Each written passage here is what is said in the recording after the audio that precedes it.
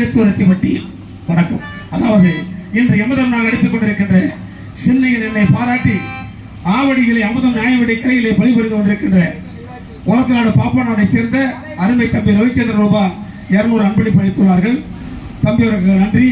நான் ஆவடியில் 5 வருடம் தமிழ்நாடு நுகர்ப்புற வாணிப கழகத்தில் பணிபுரிந்து என்னோடு பணிபுரிந்த தம்பி எனக்கு அன்பளிப்பு அளித்திருக்கிறார். அவருக்கு நன்றி கலந்த வணக்கம். ஆனால் சாவித்திரியை பின்பற்ற மாட்டால் புறப்படுகிறேன்.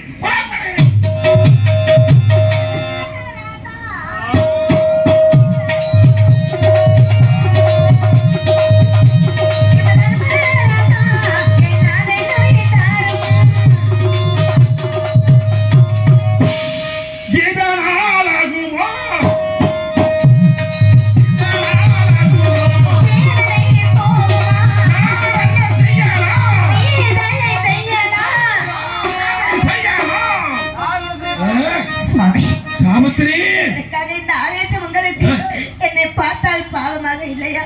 பாவம், பரிதாபம். கணவனே தெய்வம் என்ற கருத்து கண்ட காரிகையை உனக்கு வேண்டிய புத்திமதியில் எடுத்துரைத்து விட்டேன். ஆகவே என்னை பின்தொடர்ந்து விட வேண்டும். எங்கிடி வந்தாய்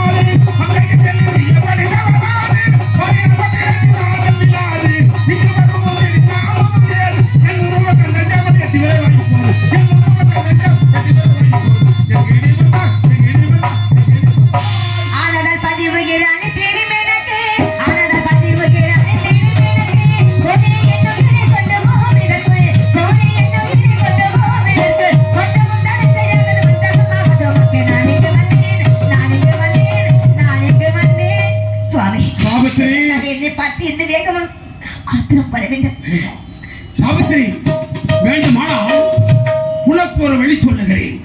கணவன் உயிரை கவர்ந்து விட்டேன், அவன் உயிரை தருவதற்கு என்னால் முடியாது. தெரியாதா? ஆகவே வேண்டுமானால் உனக்கு ஏதேனும் நான் வரம் தருகிறேன். எந்த வரம் வேண்டும் என்று கேள், தருகிறேன். சாவித்திரி, வரம் கேள் என்று சொல்லிவிட்டு சொல்கிறானே. நாடகம் முடிக்கும் தருவாயில் உள்ளது. கண்டிப்பாக பட்டாபிஷேகம் பார்த்துட்டு தான் போகணும். நீங்கள்லாம் இதுதான் மெயின். இந்த நாடகம் காலையில் விடிய பார்த்துருக்கேன். சந்தோஷமாக இருக்குது. இந்த நாடகத்தை நீங்கள் பார்க்குறதுக்கு பெரிய மோஷம் கிடைக்கிற பெரிய புண்ணியமே பட்டாபிஷேகம் தான். இந்த பட்டாபிஷேகத்தை அவசியம் பார்த்துட்டு இருந்து அப்புறம் எல்லாரும் போங்க. நன்றி. சொல்கிறானே, கேட்போம். ஒவ்வொரு வாரமாக கேட்போம். கடைசியில் என்னதான் என்று பார்ப்போம். சுவாமி, என்னுடைய மாமியார் மாமனார் கண்கள் இருந்து காற்றினை திருந்து கொண்டிருக்கிறார்கள். அவர்களுக்கு மீண்டும் கண்ணலையை கொடுத்து விடுங்க. கதையேத மன்னனால் நாடிலிருந்து நகரிலிருந்து காட்டினை காட்டுவாசிகள் போல் வசித்துக் கொண்டிருக்கிறார்கள். அவர்கள் இழந்த நாடு நகங்களை அன்னவர்களுக்கு மீட்டுக் கொடுங்க. கொடுத்து விட்டால் ஓடோடி சென்று விடுகிறேன். உண்மையிலே உன்னை பெருமைப்படுகிறேன். அதாவது கணவன் இறந்தாலும் பரவாயில்லை, மாமன் மாமியார் கண்மொழி இறந்திருக்கிறார்கள், அவர்களுக்கு கண்மொழி வேண்டும், இறந்த நாடு நகர வேண்டும் என்று கேட்கிறாய். அப்படித்தானே? சாவித்திரி, இந்த வரத்தை கொடுத்து விட்டால் மீண்டும் என்னை பின்தொடர மாட்டாய் அல்லவா? நிச்சயமாக வர மாட்டேன். அப்படி என்றால் அந்த வரம் தந்தே நான் வருகிறேன். ஆண்டவா, மாமியார் மாமனாருக்கு கண்மொழியை வாங்கிவிட்டோம். இழந்த நாடு நகரங்களையும் திரும்ப பெற்றுவிட்டோம். இருந்தாலும் தெமதமனை விடக்கூடாது. ஓடோடி சென்று வரும். பச்சை கிளியானால் பரந்தேனம் தேடிவேன், பாடி வரும்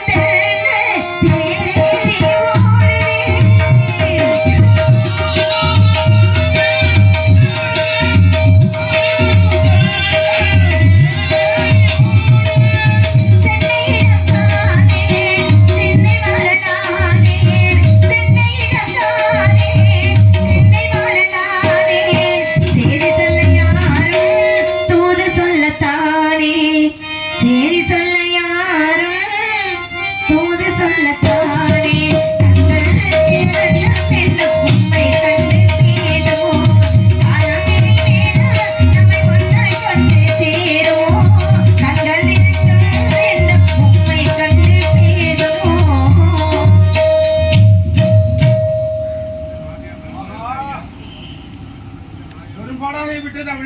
பார்த்து வருவது வெகு தூரம் வந்து விட்டேன். இனி என்னை பின்தொடர மாட்டான். ஏனென்றால் கேட்ட வரத்தை கொடுத்து விட்டேன். புறப்படுகிறேன்.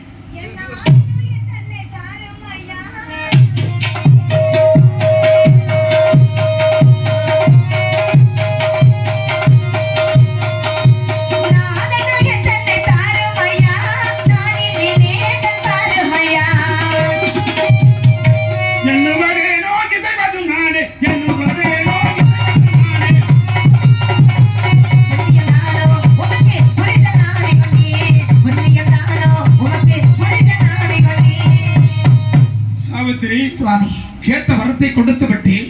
மீண்டும் எதற்காக என்னை பின்தொடர்ந்து வந்து கொண்டிருக்கிறாய்? சுவாமி, கேட்ட வரத்தை கொடுத்து விட்டீர்கள். ஆனால் கண்களை கொடுத்தீர்கள், நன்றாக இருக்கின்றன. இழந்த நாடு நகரங்களையும் கொடுத்தீர்கள். கொடுத்து விட்டேன். ஆனாலும் கூட அவர்களுக்கு பின்னால் அந்த நாடு நகரங்களை ஆள்வதற்கு ஒரு சந்ததி வேண்டும் அல்லவா? ஆகவே இப்பொழுது எனக்காக ஒரு வரம் கேட்க போகிறேன். அந்த வரத்தை கொடுத்து விட்டால் உங்களை நிச்சயமாக பின்தொடர்ந்து நான் வரவே மாட்டேன். சாவித்திரி, அதாவது பறவைக்கென்று வர கேட்டு கொடுத்து விட்டால் எனக்கென்று ஒரு வரம் கொடுங்கள் என்று கேட்கிறாய். ஆமா சாவித்திரி, இந்த வரத்தை கொடுத்து விட்டால் என்னோட பின்தொடர மாட்டாய் அல்லவா? நிச்சயமாக. கேள்.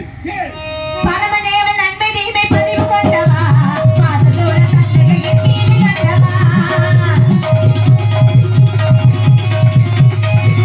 பரமதேவன் அன்பை தீமை பதிவு கொண்டவா, பாதத்தோட கண்ணுகளின் மீது கொண்டவா.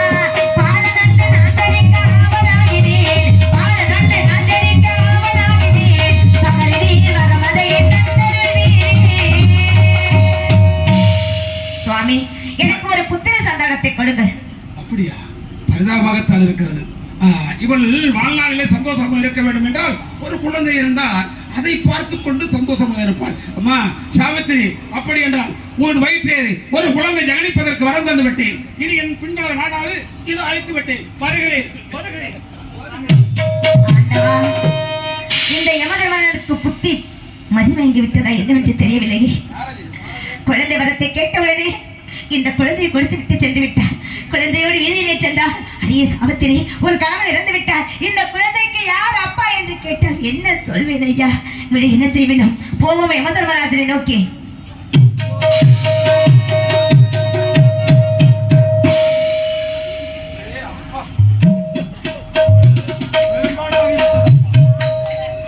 சத்தியவான் உயிரை கவர சென்று என்னை படாத பாடுபடுத்தி விட்டால் சாவித்திரியானவள்.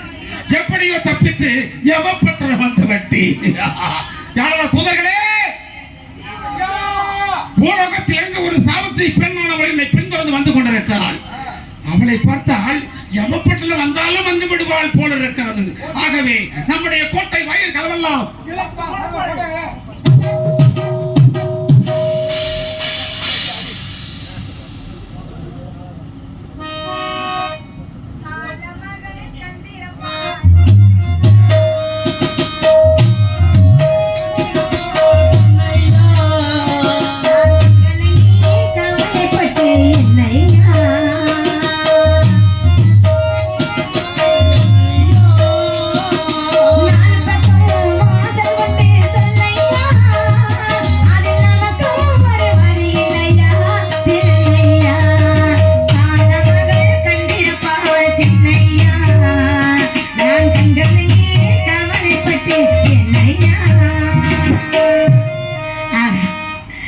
இந்த வரத்தை கொடுத்த தவறு என்று அந்த யமதர்மராஜருக்கு தெரிந்ததா என்னவென்று எனக்கு புரியவில்லை.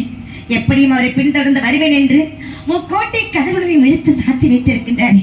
ஆண்டவா, ஈசா தாயே, ஆதி பராசக்தி தாயே, செல்லியம்மா தாயே, நான் நிச்சய பதிவரது என்பது உண்மையானால் இந்த முக்கோட்டை கதவுகளும் திறக்க வேண்டும் அம்மா.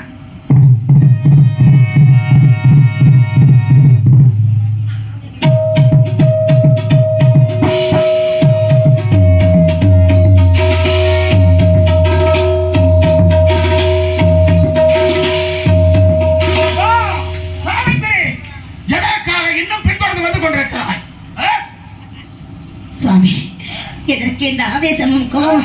என்னை பார்த்தால் தாங்களுக்கு பாரமாகவில்லை. கொடுத்த வரத்தில் தான் எனக்கு சந்தேகம். நான் கொடுத்த வரத்திலே சந்தேகமா? ஆமா. என்ன விந்தையாக இருக்கிறது? என்ன சந்தேகம்? தாங்கள் கொடுத்த வரத்தில் எனக்கு சந்தேகம். என் சந்தேகத்தை தீர்த்து விட்டால் நான் ஓடோடி சென்று விடுவேன் போல. உன் சந்தேகத்தை நான் தீர்க்க வேண்டும். ஆமா, அப்படியா? வரம் கொடுத்தது தாங்கள் தானே? அப்படி என்றால் சந்தேகத்தை உங்களிடம் கேட்க வேண்டும். தாங்கள் தான் சந்தேகத்தை தீர்க்க வேண்டும். இப்பொழுது நீ ஒரு ஆசிரியர் போலும், நான் ஒரு மாணவன் போலும் பதில் உரைக்க வேண்டும் என்று கூறுகிறேன். அப்படியெல்லாம் இல்லை சுவாமி. ஒரு மாணவனுக்கு தெரியவில்லை என்றால் யார் சொல்வார்கள்? ஆசிரியர், ஆசான் சொல்வார்களா? ஒரு குழந்தைக்கு தெரியவில்லை என்றால் தன்னுடைய தாய் தந்தர்கள் தீர்த்து வைப்பார்கள். உண்மை. இந்த இடத்தில் உங்களை என் தந்தையாக பார்க்கிறேன்.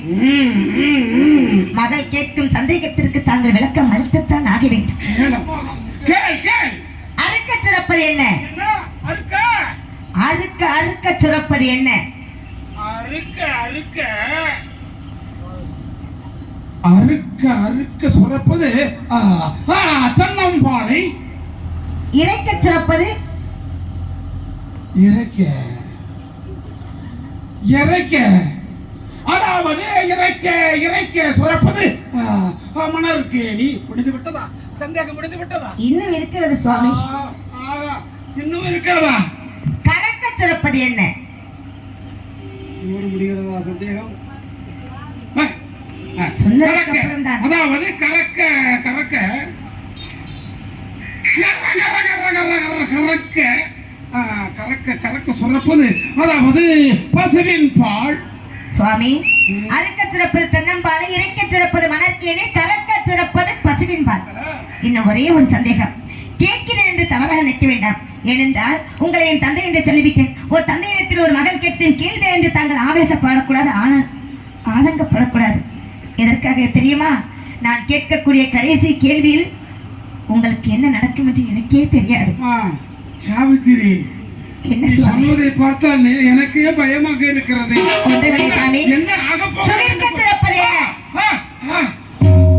சாவித்திரி, என்னிடத்தில் கேட்கலாமா? நான் உனக்கு அப்பா மாதிரிமா? அப்பா மாதிரி தானே? அப்பா இல்லையே, சொல்லுங்கள். சுவைக்க சுரப்பது அதாவது சிற்றின்பம். சிற்றின்பத்தால் கிடைக்கக்கூடிய பொருள் குழந்தை. ஆக சுவைக்க சிறப்பது சிற்றின்பம். சிற்றின்பத்தால் கிடைக்கக்கூடிய ஒரு பொருள் குழந்தை. என் கணவன் உயிர் உங்களிடத்தில் இருக்கிறது அல்லவா? குழந்தை வரத்தை கேட்டவுடனே குழந்தையை கொடுத்தீர்கள். இந்த குழந்தைக்கு அப்பா யார்?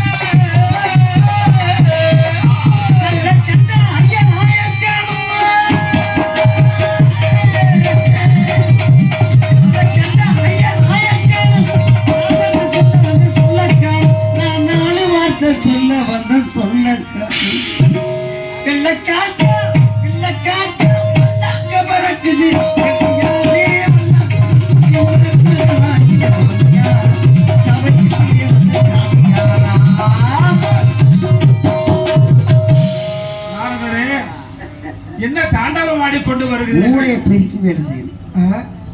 இன்னதான் தேவர்களிலே உயர்ந்தவராக இருந்த போதிலும் புருஷ உசுர பிடிச்சு வச்சுக்கிட்ட பிள்ளை உரை கொடுத்தா என்ன அர்த்தம்?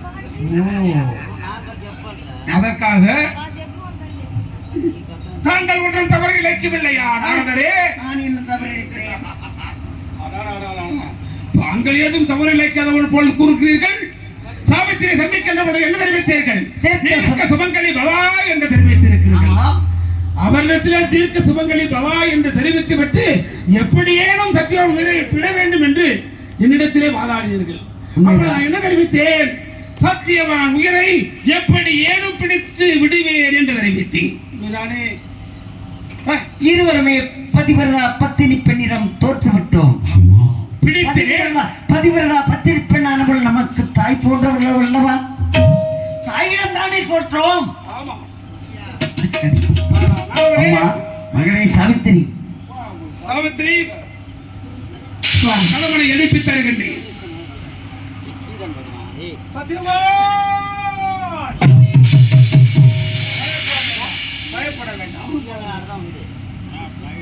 சத்தியவான் உயிரை எழுப்பி தந்துவிட்டு சாவித்திரி உன் பதிவிரத தன்மையை ஒரு சில வார்த்தை எடுத்துக் கூற வேண்டும். கற்பமங்கை மார்கள் பெருமை